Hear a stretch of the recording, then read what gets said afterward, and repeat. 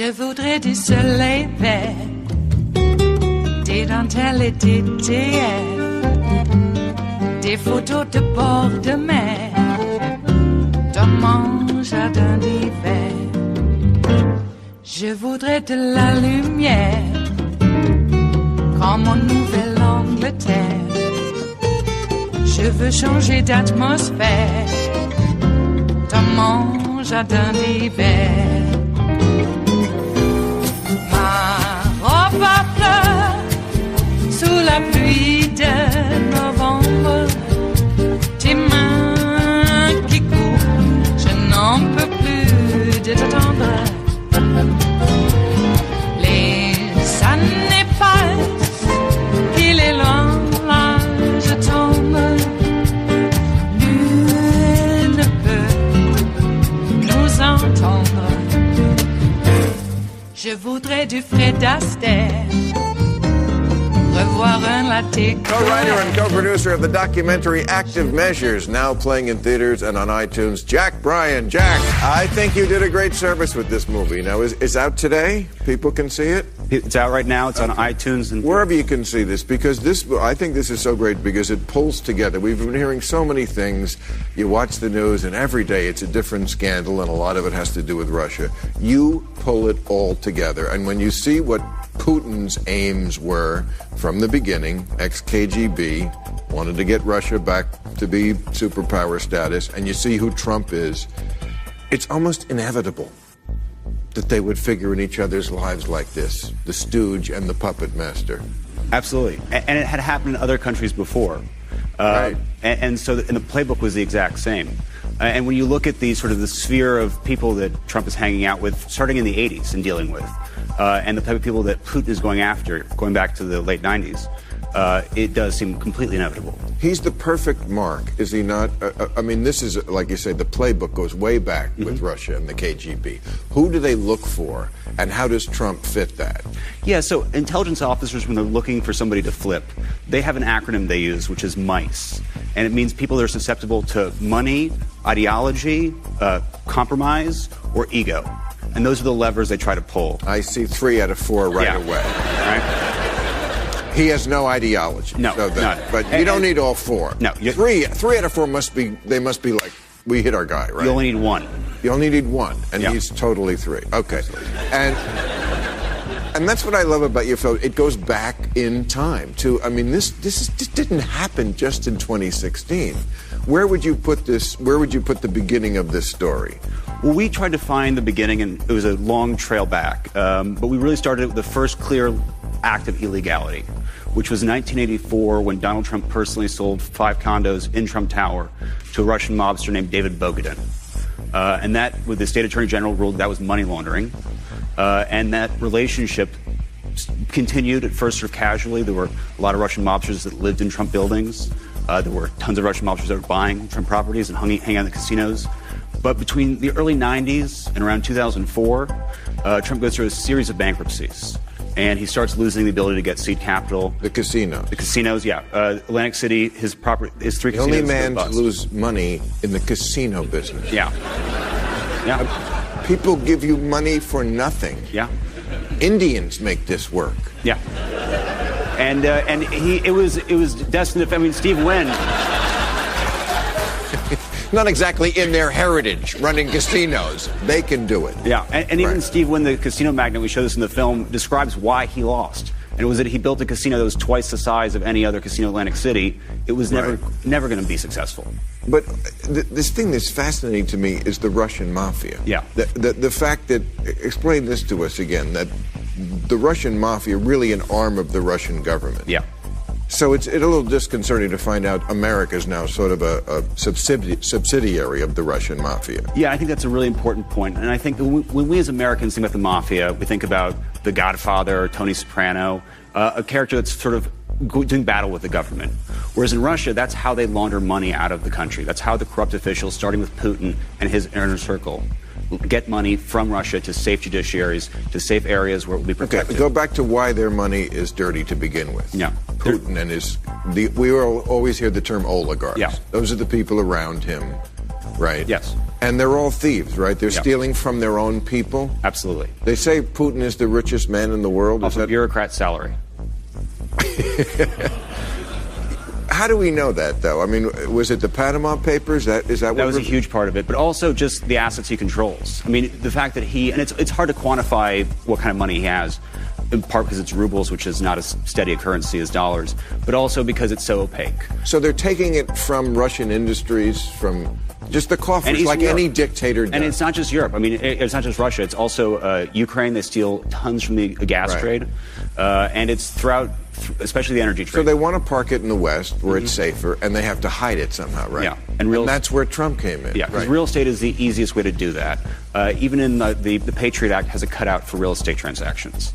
So unless there is a bank loaning money, which there isn't because they don't need a loan, there's no government body looking at that transaction. They use their own brokers, which is known as nodes, which are these points of intersection between dirty money and cleaning it out. And those brokers are always Russian mob people. And so there's no government entity looking at it. And this is Trump properties all over the world. Yeah. They are laundering money and have been, the Russians, for decades. Yeah. Great. Okay. So, like, the hookers peeing is like the least of it, right? It's the least of it, Not illegal. Not illegal. No. What they know he's done... should be. But maybe. In some places it might be. But they know he's committed financial impropriety. Right. And now they know that he's worked with them during 2016. And that is the ultimate compromise. So when Paul Manafort, who was Putin's man in Ukraine, when he came on board, you see that, I do, as let's install our guy right. I mean, they don't even have to catch them right in collusion. They keep talking about collusion because the collusion was so baked into the cake from so long ago. Yeah. And not only that, I mean, it's an essential component of the operation as well. I mean, these operations, when you look at what happened in Ukraine, or you look at what happened in Georgia, play by play, the same operation. One of the components in each of these, and not just the ones we show in the film, but other elections throughout the world, is the candidate that they are supporting. They accuse, or the social media lets out the opposing candidate. They call them criminals online. And then the candidate that they're supporting repeats that line, calling them criminals. And so an audience has heard it in this independent format, they think. Right. And then the one guy saying it on stage is that candidate. So it sounds like he's the only guy telling the truth. So Putin basically franchised. Yeah. And Trump was one of the McDonald's owners who bought the license. And frequently they use billionaires that have never been in politics before because they have no track record, but they're known. Does Trump know he's this much of a Russian asset? I think so. I think it would be very hard for him to act in line with the historical precedent, just one for one, without knowing what he was doing. And also, people, I think, assume that because Trump doesn't know anything about policy, because he doesn't know anything about government or law or the world, basically. Or words, that he... Come on, you were... or words, yeah. Keep going, because you were getting to something the President of the United States knows, and I want to hear it. His organization. Thank you. He knows what is going on in his organization. And he knows the people, and everybody he talked to says he knows. Well, I think this movie's doing a great service. See this movie. It is Monday, the 10th of September of 2018, and you are in West Coast Cookbook and Speakeasy. I am your chef de cuisine, Justice Putnam, and our daily special is River City Hash Mondays. That's right, folks, it's a new year, and happy Rosh Hashanah to you all. Well, Donald Trump, he's been at it again, hasn't he? And what's up with what they did to Serena Williams in New York? I mean, come on. Can you imagine if a man blew up the way that Serena Williams did? Well, yeah, you don't only have to imagine it, it's on tape. And I do remember, now I'm of a certain age, and I do remember Jimmy Connors going off quite terribly, and it wasn't taken very well at the time. And there was a lot of speculation on why he wasn't suspended. Of course, the chair didn't turn it in as a violation, and that was probably because, as the speculation went at the time, maybe some money was exchanged. So they fined Serena $17,000 for 3 code violations. I think being black, being a woman, and being a black woman. That's 3 right there. Pay up. Yeah. Oh boy, I would have. Of course, I do remember Arthur Ashe. The stadium in New York is named after the guy. He was called for a footfall. That's when you're serving and your foot goes over the service line, towards the net. And he was really a good 8 inches behind the line, at least. And they were just trying, a little subtle message to the guy. Because he was black, of course, and not very many blacks have been playing the game. I think like one other, and it was a woman. Ah, boy. But regardless, he had just pointed where his toe mark was.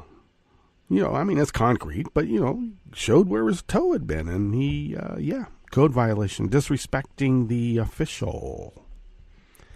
That'll show him. And so you think of Ilya Nastasi. I know you're all too young. You think I'm making it up. No, his name was really Ilya Nastasi. Nasty Nastasi. And, he would go off quite regularly. It was part of his shtick. Sort of like Djokovic. He's got his shtick going too. And, there's a double standard in sports, as there always has been. Oh my, oh my, oh my. And football season, I guess, has started, right? Yeah, and Trump already went off. Plus, he's preoccupied with the Woodward book. And, of course, according to Trump, Woodward obviously is a Democratic operative because, well, he doesn't agree with him. Sort of like the 17-year-old kid in Billings, Montana in the plaid shirt. He wasn't clapping enthusiastically enough, and they had to haul him away and interrogate his ass and ask him what the hell he was doing there. It's Billings, Montana. Nothing like this happens in Billings, Montana. Yeah, and there's a lot of out-of-work actors, and most of them are because they're in drama club at the high schools. My God. So they showed up at this is the other. I just love Trump. Oh, yeah, I got 20, 30,000 people in here. The auditorium holds 4,500 max. What is up with that guy? Well, we know what's up with that guy. He's pretty much a Russian asset and knows it. No wonder he tells Mueller, you can't investigate my businesses. No wonder he doesn't want Mueller investigating his businesses, because he's tied up with the Russians. Okay, well, told you. Speaking of football, let's get on with the rest of the menu here at River City Hash Mondays. In the West Coast Cookbook and Speakeasy's Bistro Cafe. Oh, yeah. Well, on the rest of the menu... Oh, as we began there, of course, that was the co-writer and director of Active Measures. Documents Trump's decades-long money laundering operation with the Russian mob. And now it has just become the Russian nation because their mob and government are one and the same. That's what happens when you let an organized crime outfit take over government. Yeah. Okay. Well, on the rest of the menu, Colin Kaepernick schooled Donald Trump on how capitalism works. Now, Trump thinks he's a master businessman, but, he got kicked out of the Sharper Image. That's how much of a master businessman he is. The Sharper Image. I mean, come on. It's like buying a star at the Hollywood Walk of Fame. Jeez. Migrant and refugee families filed a lawsuit over the emotional trauma from Trump's zero-tolerance policy. Of course, Trump will just go in, his team will go in and argue in front of the judge that, well, yeah, of course we wanted to cause them, what was it, emotional trauma? Because we don't want these vermin coming back, and we don't want their friends coming back. And It seems only a small thing, but a free postage stamp can help save American democracy. Wait until the right wing finds out about that. After the break, we then move, of course, to the chef's table, where Florida GOP candidate Ron DeSantis is busted for speaking at racially charged extremist meetings. And actually, some of the organizers of those racially charged extremist meetings say, hey, he's even more extremist than we are, and we're batshit loony, bigoted racists ourselves, and he's even more. Crazy. And that Benghazi pundit who threatened Obama's life on Fox News now whines that his Twitter account has been suspended. Womp womp. All that and more on West Coast Cookbook and Speakeasy. Bon appetit.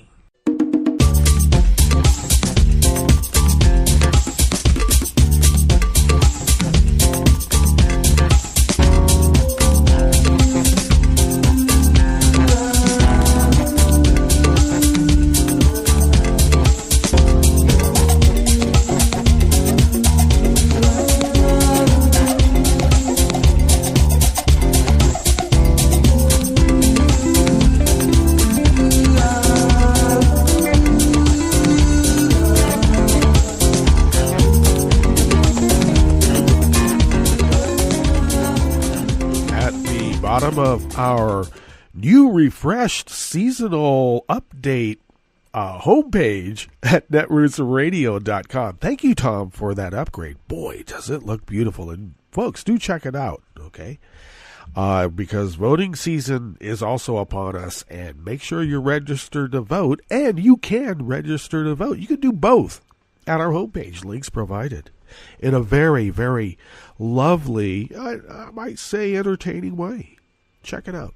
All right, so at the bottom of our homepage at netrootsradio.com, there is the chat room link, monitored by Kelly Lincoln, and do engage with her there. And if you could help her out finishing her upgrade on hardware and software, that would be grand.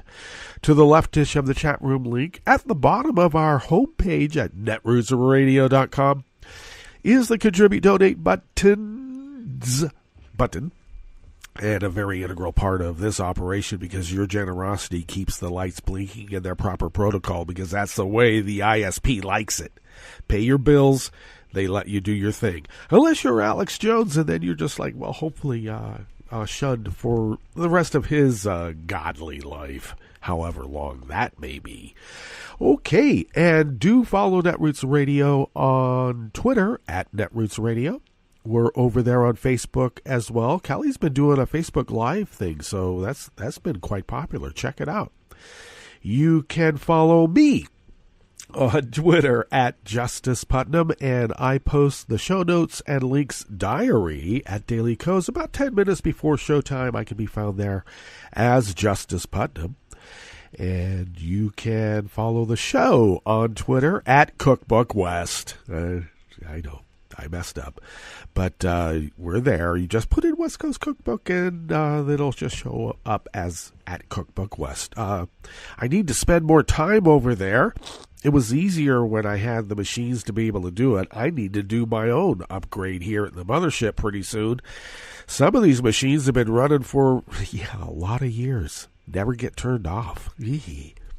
But we know how to eke out every little bit of data that they have the capacity for, and we will. And you can get podcasts of the show by way of Spreaker, Stitcher, TuneIn, iTunes, YouTube, etc., etc., etc. Okay. This first article here in the Bistro Cafe, part of West Coast Cookbook and Speakeasy, is by Ian Millhiser out of Think Progress. Nike's online sales spiked 31% from the Sunday before Labor Day through the next Tuesday, eclipsing the 17% growth Nike saw during the same period in 2017. This followed Nike's announcement of an ad campaign featuring Colin Kaepernick, the former NFL quarterback who was allegedly blacklisted by the league because he protested police violence against African Americans. Ian Millhiser's putting on his journalism hat with the objective part. But I think that any objective analysis would show that there's nothing alleged about Colin Kaepernick being blacklisted. He is being blacklisted. And I wouldn't really call him a former NFL quarterback. He's being blacklisted by the league. As far as I can tell, he should still be playing. Especially after seeing some of the quarterbacking yesterday. This guy can't be a backup reserve. I mean, come on. He should be starting somewhere. But some things are just not done here in new corporate America. We're way, way past rollerball. This spike in sales defied the stock market's expectations of the likely impact of Nike's campaign. Now, Nike's stock dropped sharply when trading opened Tuesday morning. The ad campaign also earned a predictable response from America's racist-in-chief. I wonder who that would be. But Nike's strong performance shouldn't surprise anyone with a basic understanding of Nike's business strategy, or anyone who understands how economic markets differ from political debate. For Nike, taking the opposite side from Donald Trump in a culture war isn't just a good way to get noticed. It is good business. Last year, Nike announced it would focus much of its marketing efforts on just 12 cities around the world, just a dozen. New York, London, Shanghai, Beijing, Los Angeles, Tokyo, Paris, Berlin, Mexico City, Barcelona, Seoul, and Milan. The company said it expects 80% of its growth to come from these 12 cities between 2017 and 2020. None of these cities are the sort of places where you're likely to find brigades of white men wearing MAGA hats and ranting against Black Lives Matter. And those MAGA bots who do exist in these urban areas are very much in the minority. A month after Trump took second place in the 2016 election, that's right, a poll found that 70% of New Yorkers have an unfavorable view of the accidental president. In California, where Los Angeles is the largest city, his ascendancy is not much more popular. Now get this, that's because New York knows the guy. I mean, intimately, they've had to deal with this guy in business. I mean, look what he did to Atlantic City. Who loses money in a casino? Somebody's got a big-time payout to a foreign government that's being run by a mobster and his henchmen. Well, the genius of the Kaepernick ad campaign, in other words, isn't that it was likely to sell shoes to the kind of older white voters that political reporters like to talk to when they go on safari to Iowa diners. Rather, the genius of the campaign is that for every Trump supporter who was inspired to light their own shoes on fire, there are many more voters in key urban areas who admire Colin Kaepernick and who aren't particularly fond of Donald Trump either. There's also a lesson here for analysts who monitor the stock markets to assess how the broader U.S. economy is doing. The stock market is not the economy. The stock market is a casino. And sometimes it reflects the sometimes educated guesses of the investor class. They're wagering. And I don't think, maybe they got some chaos theory acquired by innate experience. I don't know. But they tend to be wealthier and more Republican than the nation as a whole, and to how particular companies are likely to perform. They're making wages on that. And if you bet against these investors' predictions about how Nike's Kaepernick will play out, well, you'll probably wind up wealthier than if you bet on the Trumpian conventional wisdom.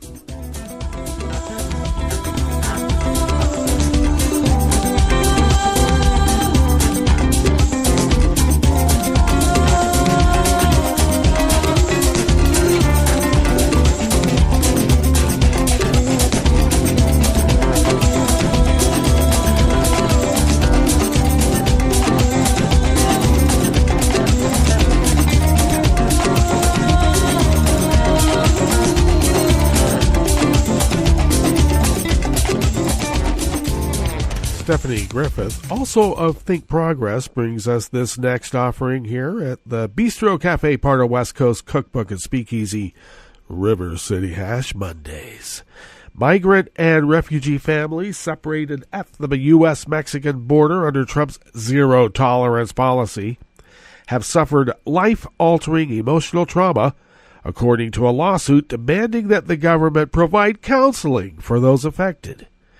The federal class action lawsuit was filed last week by families torn asunder at the U.S.-Mexican border under the administration's family separation policy.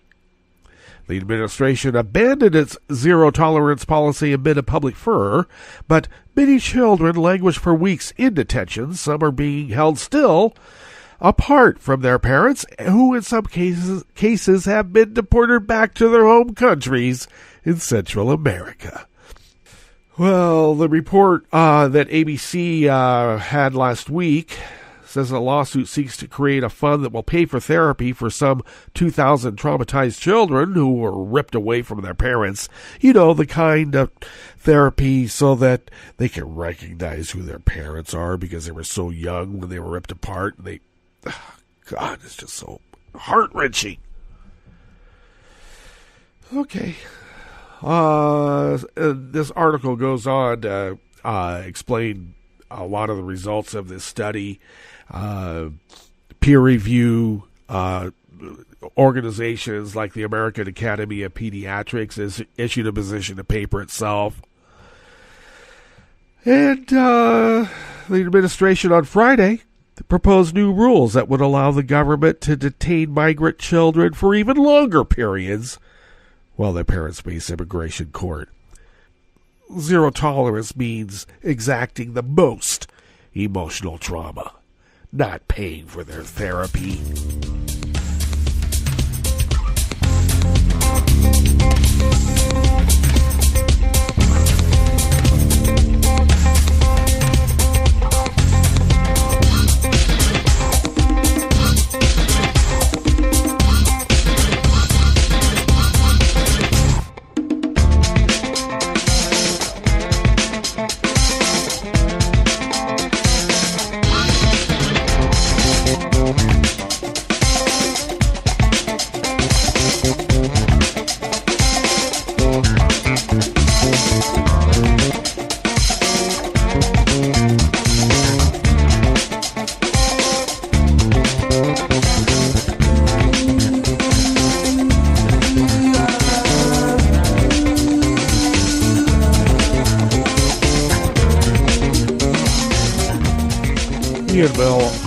Of Think Progress brings us this last offering here at the Bistro Cafe, part of West Coast Cookbook and Speakeasy. Washington State is a vote-by-mail state.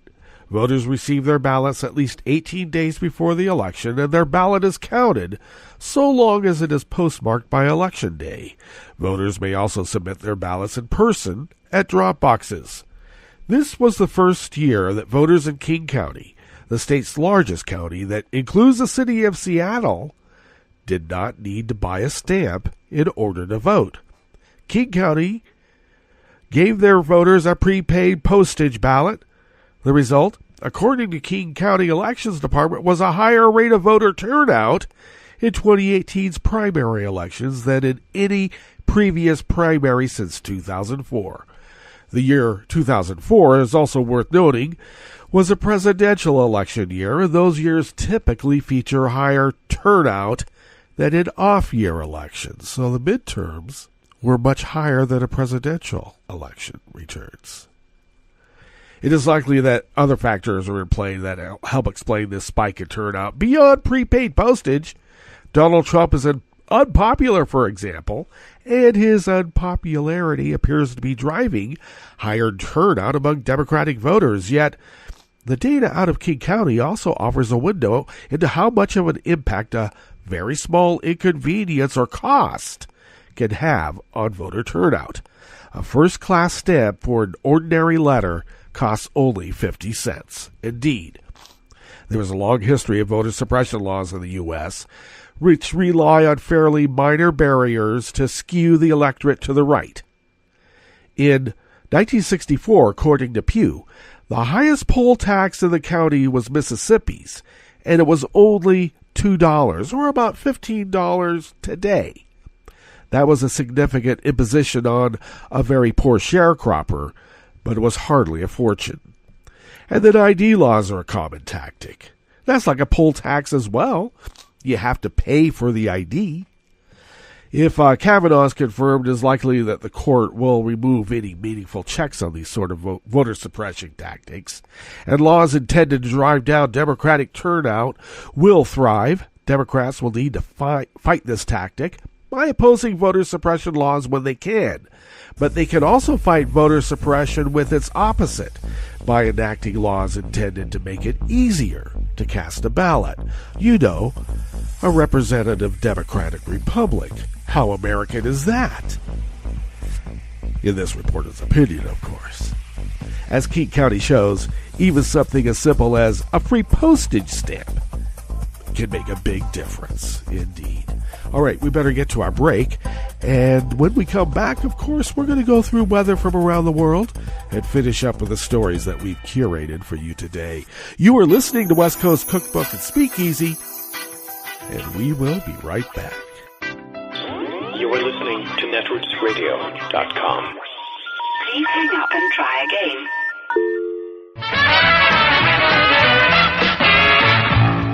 From a point at sea to the circles of your mind, a new force is at work for planetary transformation. New radio for a new Earth.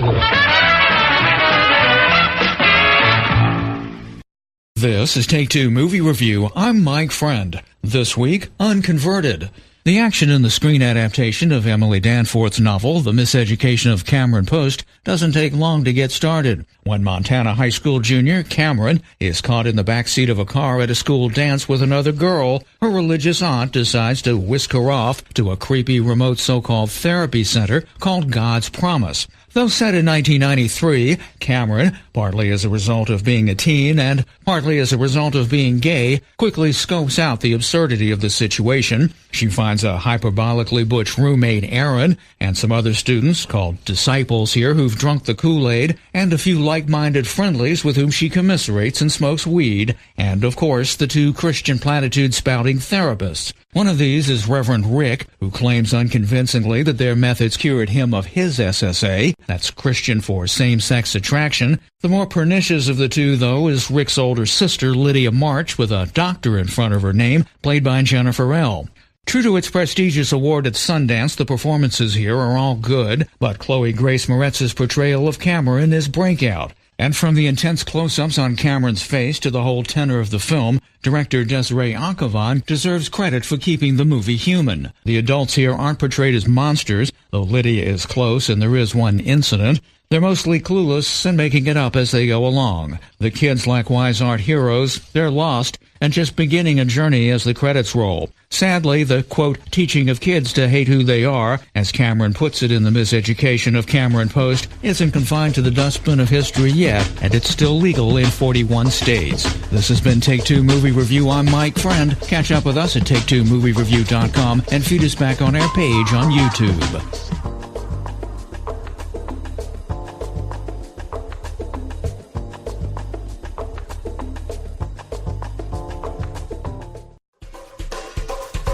This is Scientific American's 60-Second Science. I'm Christopher Intagliata. Last year, astronomers observed two neutron stars collide, a crash transmitted in gravitational waves to detectors here on Earth. Represented in sound, you can hear a small upward sweep in frequency in the data, if you listen closely. Several seconds later, the first waves of electromagnetic radiation arrived here on Earth, the first time a collision has been detected by both light and gravitational waves. And it's in studying the electromagnetic echoes of the collision that astrophysicists have gotten a far better glimpse of what really happened after those binary neutron stars merged 130 million light years away. Oh, yeah, absolutely. So it gives us an understanding of basically all the nitty-gritties of what is going on after the merger takes place. Kunal Muley, an astrophysicist at Caltech. First, he says, the stars collided, creating a massive black hole-like object, which started sucking up the cloud of neutron-rich cosmic debris left over from the crash. But its appetite was limited. It cannot eat all of it, so some bit of it basically escapes. Those escaping leftovers spewed outward into space as a powerful jet. But along the way, Moulay says, the jet appears to have interacted with that cloud of neutron-rich material, blowing up a sort of cocoon within the debris floating around the collision. Until finally, the jet burst out and slammed into interstellar space, releasing yet more radiation we could detect here on Earth. The full play-by-play is in the journal Nature. In this case, Moulay says, we were lucky to spot the event. The narrow jet was pointed close to Earth. But these collisions could be happening all the time, just that their jets point in directions hard to detect from our planet. But maybe, he says, astronomers can now look for these cocoons as an alternate way to study these colossal bits of cosmic wreckage. And while gravitational waves are exciting, there is a lot more to be learned through electromagnetic waves and gravitational waves than that is to be learned with gravitational waves alone. When the LIGO gravitational wave detector fires up early next year, he says, he'll be watching, waiting perhaps for his next study subject. Thanks for listening. For Scientific American's 60-Second Science, I'm Christopher Intagliata. How much are you paying Amazon? I don't mean how much you're shelling out for stuff you bought, but how much you and your neighbors are simply giving to this huge and uber-rich online retailer. If you live in Indianapolis, Austin, Chicago, Atlanta, or 16 other lucky cities, congratulations, for you're a finalist in the Throw Your Money at Amazon sweepstakes. It's like Bonnie and Clyde, but instead of robbing banks, Amazon has enticed city and state officials to rob their own citizens, then hand over the loot in the form of tax breaks, land, and other bribes to Jeff Bezos, CEO of Amazon. The locality that offers the most booty wins the grand prize of having this thieving corporate behemoth become its new neighbor, at least until Bezos gets a better offer. So again, I ask, how much are your officials offering? Shh, that's a secret. Nearly all of the 20 contestant cities won't tell city council members, much less taxpayers, how many billions they're throwing at Bezos. Many cities even turn their negotiations over to business groups like the Chamber of Commerce, letting this handful of unelected, self-interested private elites secretly make binding promises that would affect all residents without consulting them. In the few places that did release information, it's amounted to an unfunny joke. Montgomery County, Maryland, for example, made public a 10-page document listing, quote, incentives it was offering, but every word on every page was blacked out. This is Jim Hightower saying, this whole flim-flam is abominable. Amazon will rake in $250 billion in sales this year, and Bezos is sitting on $166 billion in personal wealth. Shame on him for demanding public handouts, and shame on local officials for robbing the public till to further bloat his ego and fortune. Need an antidote to the progressive blues? By the Hightower Lowdown. Want some good news about how grassroots folks are rebelling against the corporate powers and winning? For information, well, here's an easy to swallow pill for you. The Hightower Lowdown. Hightower's monthly newsletter will give you the lowdown, even as it lifts you up. It's 4 pages a month, jam-packed with facts you can use, actions you can take, and Jim's own Texas humor, all for only $15 a year. To become a lowdowner, go to hightowerlowdown.org. You can help stop the Trump agenda in its tracks. Make sure you're registered to vote. Go to rockthevote.org. And on November 6th, vote for Democrats up and down the ticket. This message, a public service from all the fine people of netrootsradio.com.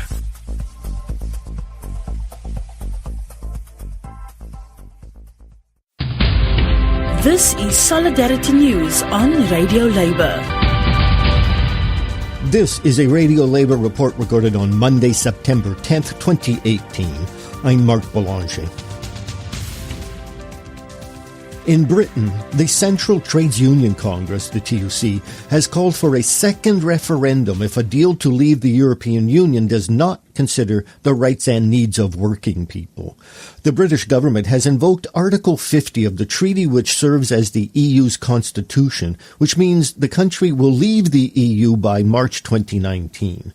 The Conservative government is beset with internal division and has no plans to handle a so-called hard Brexit, leaving the EU without a deal.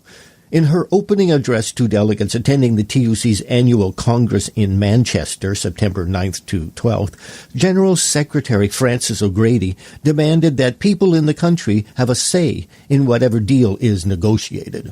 Now we face Brexit. This country needs a deal that works for working people. But frankly, there's no sign of that. As they stand, Prime Minister Checker's proposals won't get past Brussels or Westminster. And if she really believes that an agreement with the EU can be signed and delivered by November, then she's either fooling herself or she's trying to fool the British people. The risk of crashing out is real. Now, Theresa May says, and I quote her, "No deal wouldn't be the end of the world." Now, I think most people would like the bar set a little higher than that. And frankly, it's cold comfort for the millions of people whose jobs are on the line. So the TUC is clear. We want a Brexit deal that protects working people, not just the well-to-do in the posh parts of Surrey, and not just the City of London or big business either, but a deal for the people who are the backbone of this country. All along, we've said that we're open to any deal that protects workers' jobs and rights and peace in Northern Ireland. That's what most people want. Decent livelihoods, dignity at work, the kind of country where their children get a better life than they did. And that's what we want too. But the stark reality is this. If we crash out, or if we end up with one of those CETA-style deals, trade barriers will go up. That means it's more expensive to make things here. Companies move factories abroad, and investors look elsewhere. Bang go good jobs, up go prices, and Dover becomes one big lorry park. So this is what needs to happen next. The PM needs to be straight with us about how her deal would hit jobs. And she needs to serve notice that we need an extension to Article 50, so instead we can negotiate the deal that workers need. This isn't about delaying Brexit. It's about leaving the EU on the right terms, where jobs and rights come first. And if she won't do it, or if her party won't let her, well, then I'm serving notice on the Prime Minister. If you come back with a deal that doesn't put workers first, and if you won't call a general election, then I'm warning you, we'll throw our full weight behind a campaign and demand that the terms of the deal are put to a popular vote.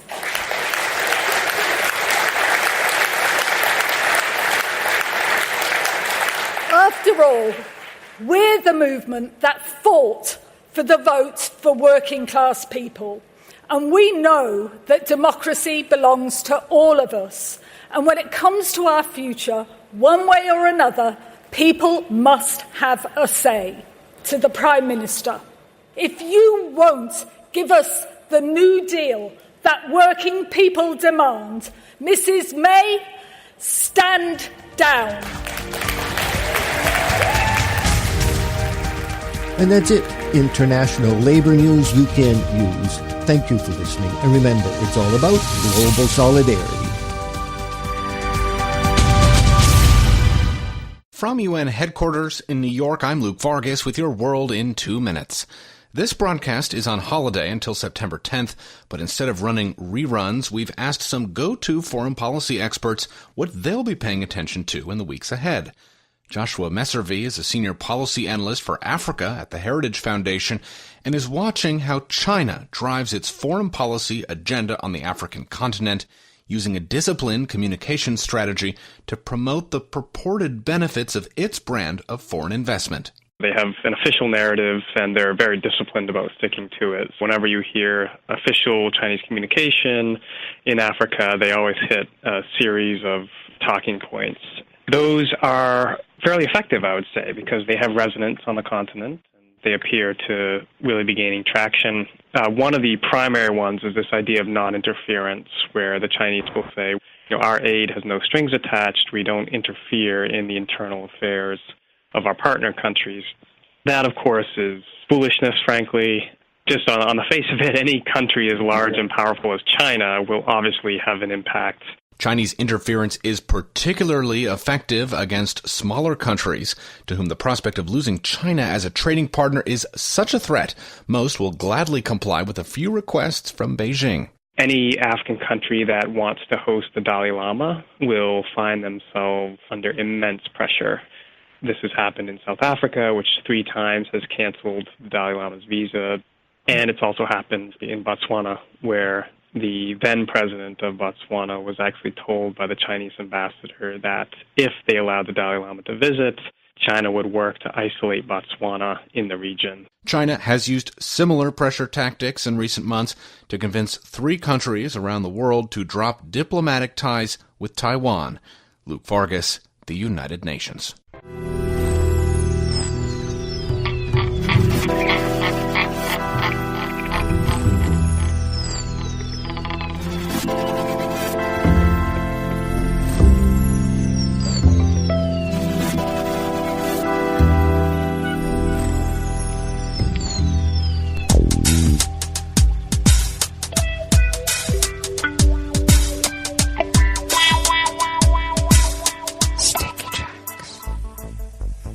Thank you for accompanying us here to the Chef's Table at West Coast Cookbook and Speakeasy, River City Hash Mondays. We always begin weather from around the world along the banks of the Rogue River in the Rogue River Valley of Southern Oregon on the west coast of the continental United States of America, where it is currently 50 degrees Fahrenheit. Going to be a bit cooler than we have been in the last several days. We expect only a high in the upper 70s to low 80s. We were in the mid to upper 80s over the weekend, which wasn't so bad except for when the smoke blew in. Take it away, and don't ever bring it back, please. Well, looks like the wind is out of the south-southwest currently at the negligible 1 mile per hour. It will be picking up later on in the day, or as I should say, in just a couple of hours, since there's a big machine driving by. I think they call it a school bus. They ought to dampen the noise on those things. Well, once again, the weather will shift out of the northwest in a couple of hours at its usual clip of 5 to 10 miles per hour and continue that direction through the evening into tomorrow. And we're going to be mostly sunny throughout the day, though we are partly cloudy right now. And it looks like we are going to have a precipitous drop in temperature tomorrow. We are only expected to get up into the mid-70s. Well, I guess fall has fallen. It is upon us, indeed. All right, so it looks like not much in the way of precipitation. Pressure is holding steady at 29.99 inches. Visibility is up to 9 miles. And relative humidity is at 77%. Ragweed pollen is moderate. Something was getting me. I don't know if it was ragweed. If you could hear me a little stuffy. Yeah, I had a little bit of sneezing fit that I tried to suppress through natural means. And the air quality index is moderate at 62 parts per million. We'd like to have that way down if we could, please, also. And the daytime UV index is in the high range at 6. Okay. Weather from around the world is brought to you by people's personal weather stations that they purchased. These people planted these purchased personal weather stations somewhere on their property, and these people positively live around the world. London is 70 degrees and partly cloudy. Paris is 77 and sunny.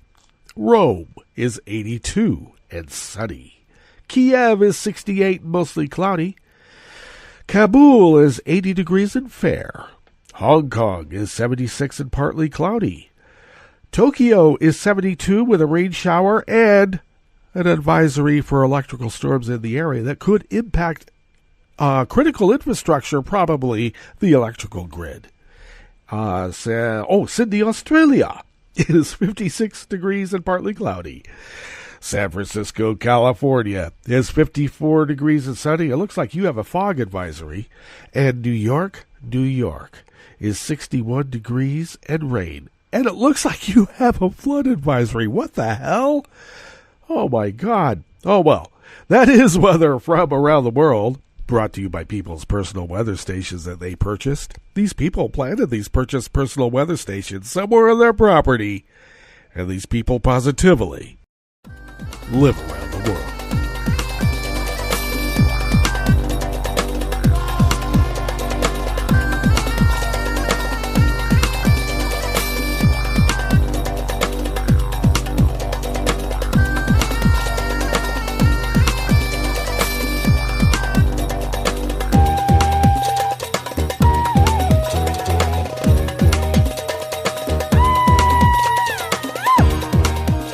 Here at the chef's table, a West Coast Cookbook and Speakeasy River City Hash Mondays is an article out of Raw Story by Martin Sismar.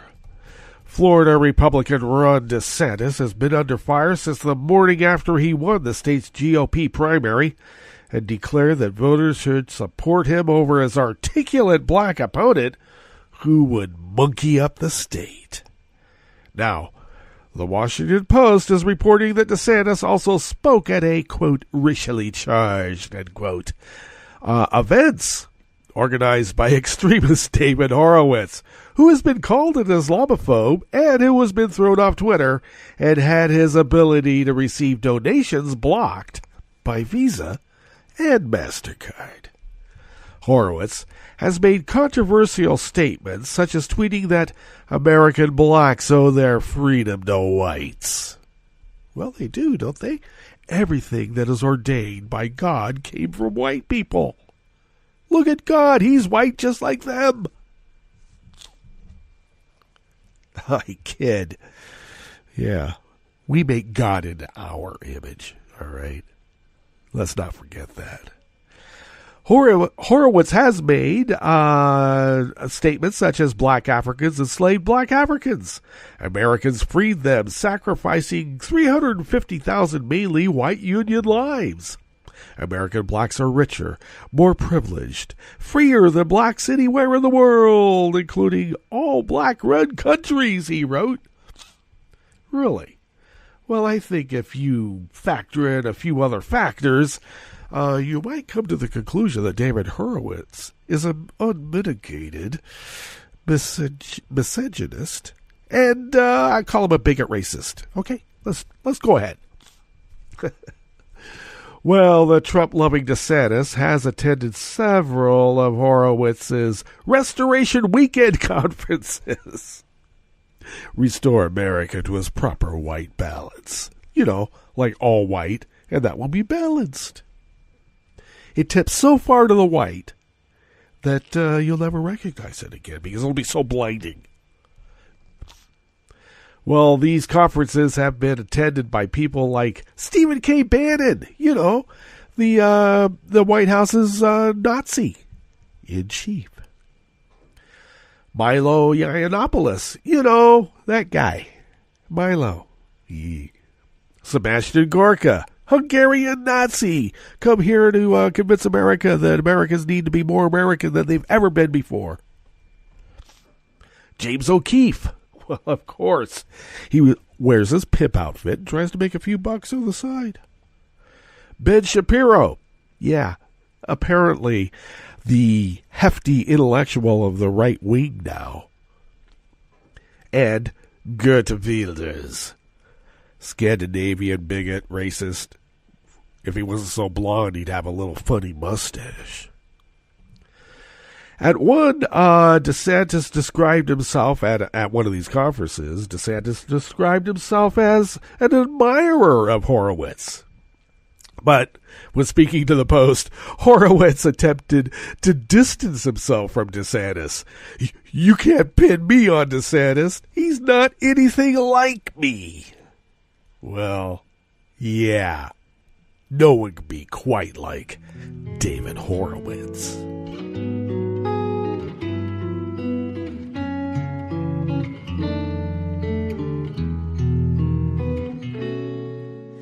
Je te donne ce mon amour pour la vie entière. La promesse de me trouver à tes genoux. Aussitôt que tu m'appelles, rester toujours fidèle. C'est tout, c'est tout. Je te donne tous mes printemps, mes étés de mer, mes automnes quand les feuilles tombent partout. Si ce n'est pas une bonne affaire, je te donne tous mes hivers, c'est tout. Sarah K. Burris, also of Raw Story, brings us this last offering here at the chef's table at West Coast Cookbook and Speakeasy, River City Hash Mondays. Former U.S. Army Ranger and far-right activist Chris Peranto whined about his Twitter suspension on social media Sunday. The look you make when you're tired, sitting at the airport waiting for a flight, and you see your @Twitter account has been suspended for calling out a liberal hate group and their dumbass comments. Peranto lamented on Instagram, yes, boys and girls and leftists. We have the right to free speech, but only if it fits the leftist narrative, doesn't show their stupidity and ignorance, and most importantly, does not hurt their fragile egos. Well, Peranto is having a bit of a day with being shut down, as a Fox News host hushed the contractor Sunday after he threatened to choke President Barack Obama to death. Such comments often prompt a knock on the door from the U.S. Secret Service, don't you know?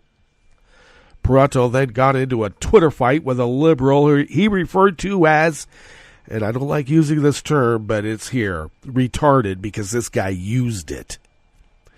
And which might be against the terms of service of Twitter as hate speech. Well, such comments can earn someone half of a day in the penalty box if found to be against the terms of service of the site. Oh my God, did you just tell the guy who shot bin Laden that Barack Obama did it? Thank you for verifying B. Hussein Obama worship, and TDS causes liberals to skip retard and go straight to potato, hashtag you're an idiot, and he tweeted with a bunch of emojis then. Interestingly, Peranto complained about being required to remove the tweet by then reposting a screen capture of the same tweet. That tweet has yet to be removed by Twitter, despite requiring that he remove it previously. It's completely offensive, and I wish I had that man sitting in front of me right now without his Secret Service, Peranto said while on Fox News, and then described how he'd want to throttle him and choke him to death. And the host, Pete Hegseth, warned, well, be careful with that, because he is a former president. Indeed. Well, good riddance to that guy, at least for a little while. They'll give him a timeout.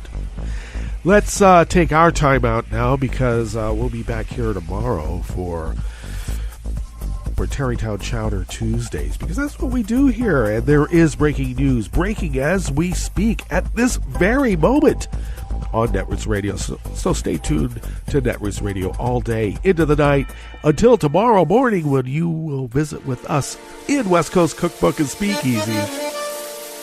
Bon appetit.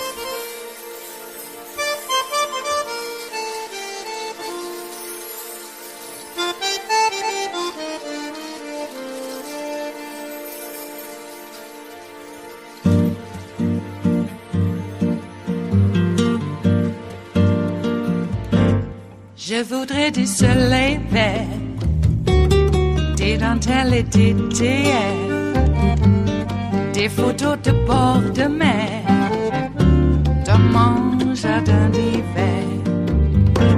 Je voudrais de la lumière, comme en Nouvelle-Angleterre. Je veux changer d'atmosphère, dans mon jardin d'hiver. À fleurs sous la pluie de novembre, tes mains qui courent, je n'en peux plus de t'attendre. Les